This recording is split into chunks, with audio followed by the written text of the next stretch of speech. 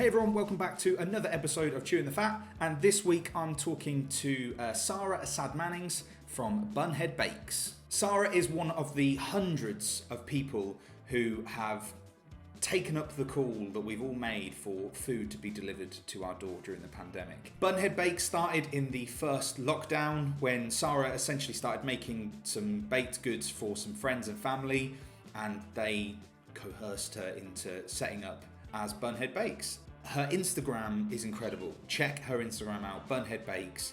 The salty buns, the cinnamon buns, the other baked goods look amazing. They're so good. She's here to tell us a little bit about setting up the business during lockdown, how quickly it all kicked off for her, what she loves about the product that she makes, and also we have a little chat about some brilliant places to go and eat in South London. So this is Sara from Bun Head Bakes. Let's get to it.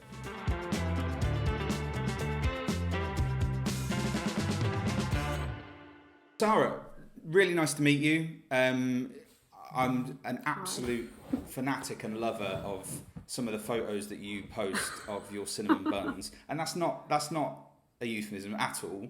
That's you know a genuine that's a genuine compliment on your bakes. Genuine cinnamon buns. Welcome to the show. Thank you very much for coming on. Thank you. I suppose the first thing to do is really for us to just sort of have a chat about you and sort of like a bit of your background, I suppose. So tell us a little bit about yourself and tell us a little bit about Bun Head Bakes as well. Oh yeah, so I'm Sara. I am like very proudly South London girl, which is I think is quite important to the brand of Bun Head Bakes.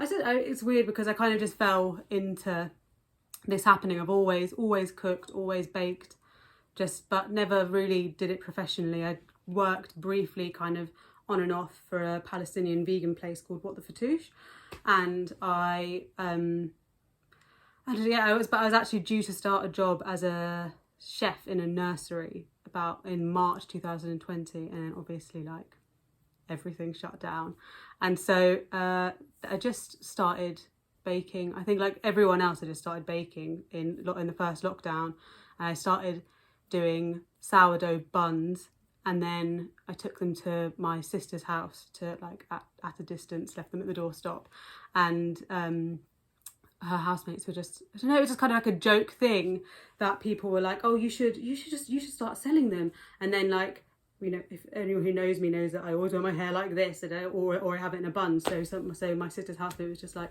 you should call it Bun Head. And I was like, oh, that's so stupid. And then Bun Head was born, and my sister designed the logo, and I started selling the buns, and then it just kind of like snowballed from there. And people love Bun Head. People love Bun Head. So this was in the first lockdown then that this sort of all started to kick off for you? Yeah. So I started it. So I think the first week I sold things was the 27th of April.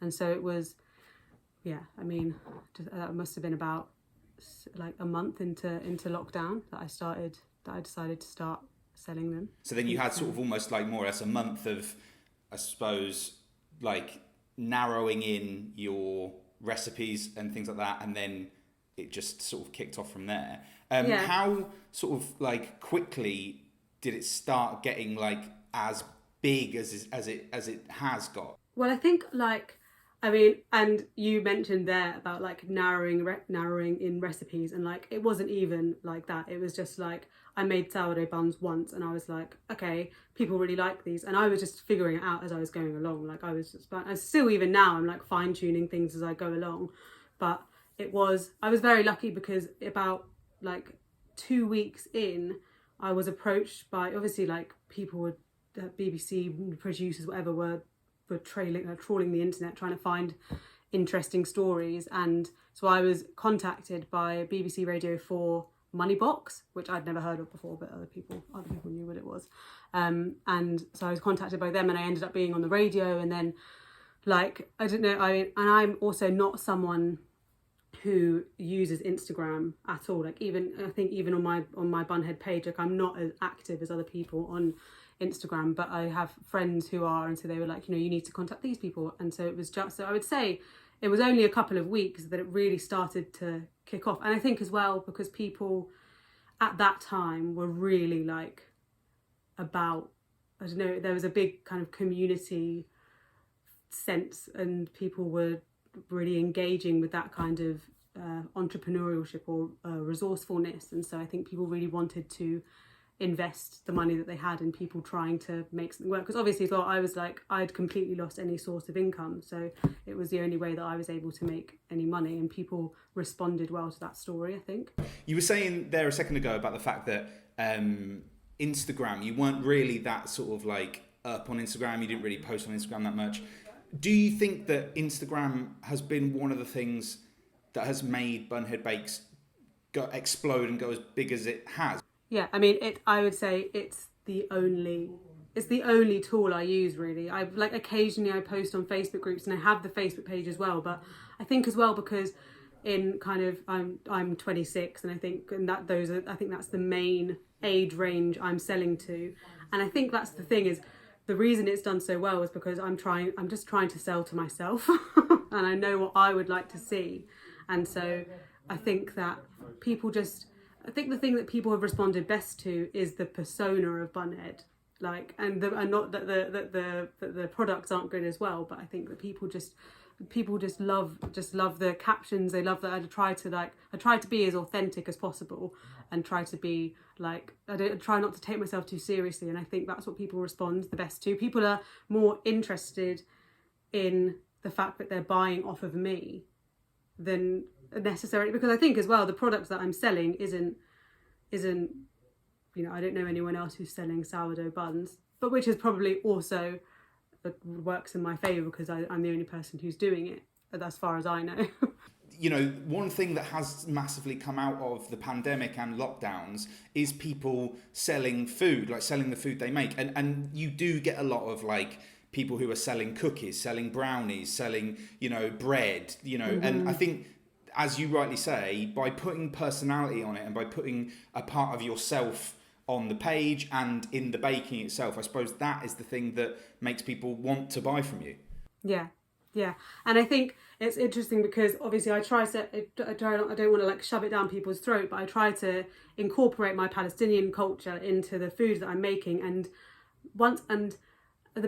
obviously at first the thing that people buy the most of is the cinnamon bun, but then the thing that I get the most messages about and the thing that people order the most time and time again is the salty bun that I do, because it's a interesting flavour and I'm using Palestinian ingredients, and and people respond to that, and that's again like I'm putting part of myself into the food, and I think people love that. Tell us more about that bun. Give us a little bit of a breakdown as to what it is. So the salty bun it's za'atar, like a lot of olive oil, za'atar, Aleppo pepper, chili, and then a kind of a feta mozzarella mix, and it's all rolled in and lots of olive oil on top. And like I said, like I make sure I use Palestinian za'atar, Palestinian olive oil, and I don't use Palestinian cheese. That's because I don't know where to get that. So I suppose you've got the salty, you've got like the heat from the chili and the creaminess of like sort of the feta and mozzarella, which is like, the perfect blend. Yeah, exactly. Yeah, no, and it's my favourite bun. It's the one that I eat the most of. Would you say out of all of your baked goods, that is the most popular, or would you say that the cinnamon buns are most popular, or the bagels look incredible as well, I've got to say. The bagels are really good, and I think that's what it is I would say that when a person is making their first order, the thing that they order, then I would say the most popular item is the cinnamon bun. But then once people have and they'll order like mostly cinnamon buns and then a couple of other bits, and then once people are making their second order and like beyond, then it will always be the salty buns, and they'll always add like 6 bagels or whatever. So like, but then I would say, it's weird because I would say the most popular is probably the salty bun. I think that's what people get excited about. You mentioned to me as well, like when we were chatting about the fact that obviously in the first lockdown it really blew up and like became almost a bit unmanageable. Like, talk to us about that. Like, how what was the scenario that happened that made it literally get to the point where you were sort of struggling?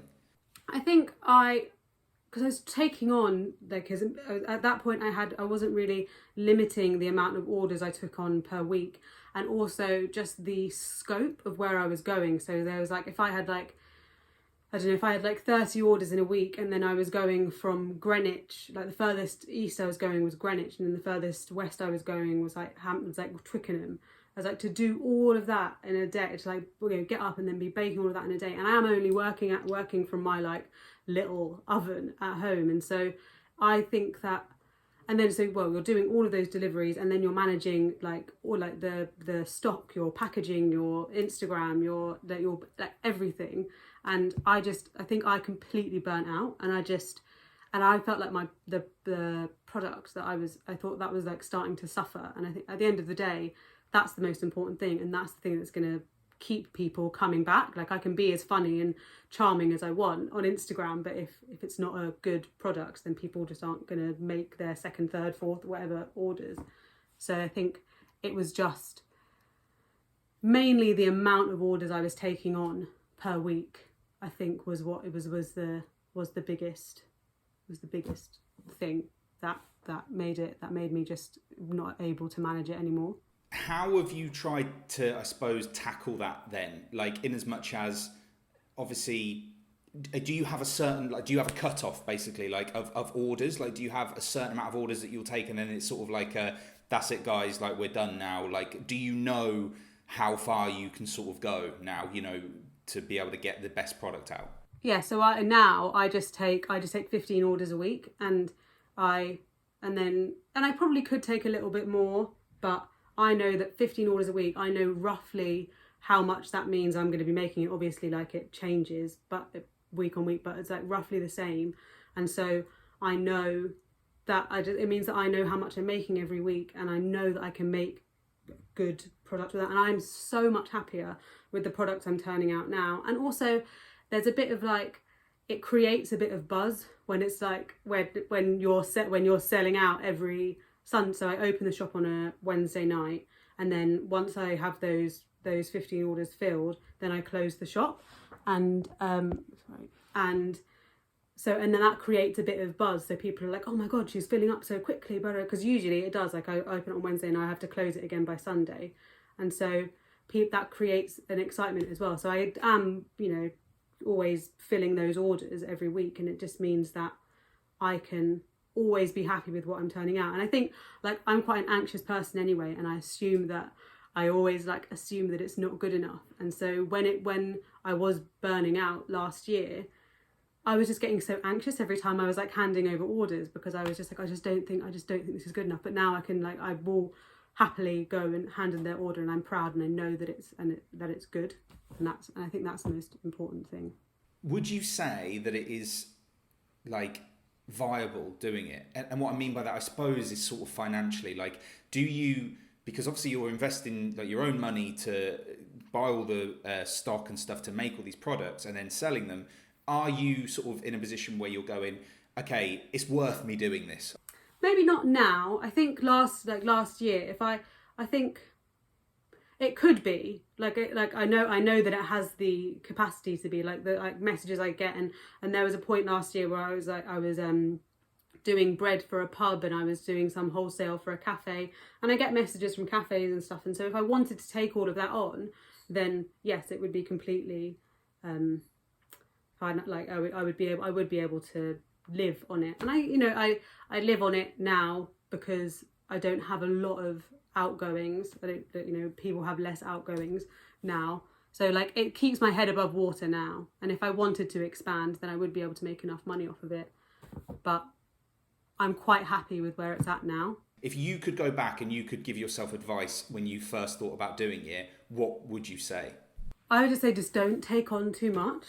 Just get really good at the thing that makes you like original, the thing that makes you good, because I think there was a point where, the biggest thing for me is I was doing frozen pastries, so like pain au chocolat, pain au raisin, croissant, and that was taking up so much of my time. And like, I would have times where, because I don't, I'm working from home, so I'd have bruises all down my arms from rolling out rolling out pastry, and you're making a croissant and you're like having to laminate it, and then I'd have like orders where there were so many people ordering pastries, and so I just decided to stop doing that because I was like, that's not what I'm about. That's not, and I like making pastries, but I was like, the thing that drew people to me was the buns. So like, just focus on the buns, and you can do a couple of other bits, but the buns are why people are there. And so just like, get to know your product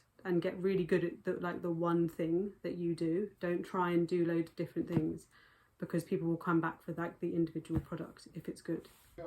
I mean, I completely agree, and I think that is one of the things that I have seen massively in your product, and it's part of the reason why I sort of wanted to chat to you, because I think it's very clear that you have a lot of love for the product that you put out there, and I think that's probably one of the key things to anyone who wants to start up their own business.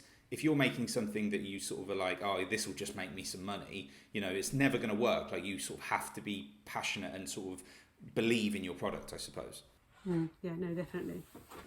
You obviously very proud South London girl. Before the pandemic closed things down, stopped us going out and actually having sort of social interactions and lives, where were some of your favourite places, South London, favourite places to eat, favourite places to go, favourite food to have? What would some of them be? I had to think hard about this because there's so many, but I'm sure the places that I probably go to the most.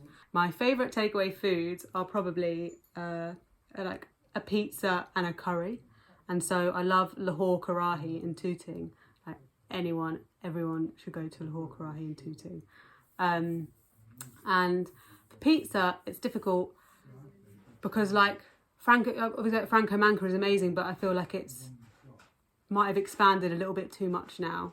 Yeah, I totally agree with you. I used to love Franco Manca. I think it was so good. I used to before I lived in Streatham, I was living in Clapham Junction. We used to go to the one there, and it just got to the point where it was like, I don't know, it just, every time that we went, every time that it was getting bigger and bigger, it sort of seemed to lose something every time that we went. Bravi Ragazzi is good for that still independent vibe. And then there's Nanban in Brixton, which I love. I love a ramen, and Nanban is really good. Oh really? Whereabouts in Brixton? It's on Cold Harbour Lane. It's opposite Market House. Is it Market? Yeah, or opposite Satay Bar. Love Satay Bar. Right, okay. So this is a question that I sort of have been trying to ask everybody that's done this, and I think it applies to you massively. In the first lockdown, people went mental for banana bread. Went absolutely mental for it. What would be your thing that was in lockdown, your food that you would cook yourself? I'm not necessarily the buns or any of your baked goods, but the thing that you would cook yourself just to give yourself a little bit of joy, something that you would go, I really fancy that as a little bit of a comfort food. For me, I think I was just trying everything and anything I could, because cooking is the biggest thing that brings me joy. But the thing that's continued now, which I really perfected around the first lockdown, was puttanesca. You can ask my boyfriend every time he asks me what I'm cooking for dinner. I'm like, I'm just making puttanesca. And I'm obsessed with it. And that is, whenever I want some comfort, I'll have some of that. Love that. Absolutely love that. Talk me through your puttanesca. What are we talking? Well, so I use quite a lot of anchovies. When you cook it in the olive oil, the anchovies, the chilli, the garlic, onion. I couldn't remember what it was said. And then with all the anchovies, and I put loads of black olives, green olives, capers, good rich tomato sauce, and my I need to have a good pasta, and a good pasta for puttanesca. My favourite pasta is rigatoni, I think. Have you been to that Italian deli that's on the corner, next to Streatham Hill Station? Yes. Yeah. I think it's Polish. Is it really? Oh, I could have sworn that it was Italian. They've got so much Italian food in there. Oh, I'm gonna have to go down and check now. What's next for you? What do you want to do with Bun Head? Are you happy just as it is, or is there any ideas that you would love to do with it, or what? It's weird, because I love Bun Head, and I'd like to do something with it that was a bit kind of, I don't know, helpful. So basically, kind of going a bit left field, I want to try and do some training in mental health, social work, support work, so I can, and I'd love to keep the persona of Bun Head going on Instagram, be that, and I can use bits of that with it, and eventually, if I could create a space, like a wellness space, people, I could bake with people, helping them with their mental health, helping people via baked goods is the dream one day. I love that. I mean, like, you know, there's, as you said earlier on, and I'm very much the same, if I am feeling anxious or I'm feeling a bit out of it, just getting some cooking going is sometimes the best thing for me, because it means that I'm just concentrating on that. My focus and energy is into that, and like it can be the best thing for me, I think. Well, that's it. I think there was an episode of Chef's Table with a monk from somewhere, and she said that cooking is one of the closest things you can get to meditation. And I was like, that's so true. Yeah, I think that's 100% right. Yeah. Sara, thank you so much for having a chat with us today. You know, I think everybody, once they watch this, is going to be clicking on to try and get their order in as quickly as they can on the Wednesdays when you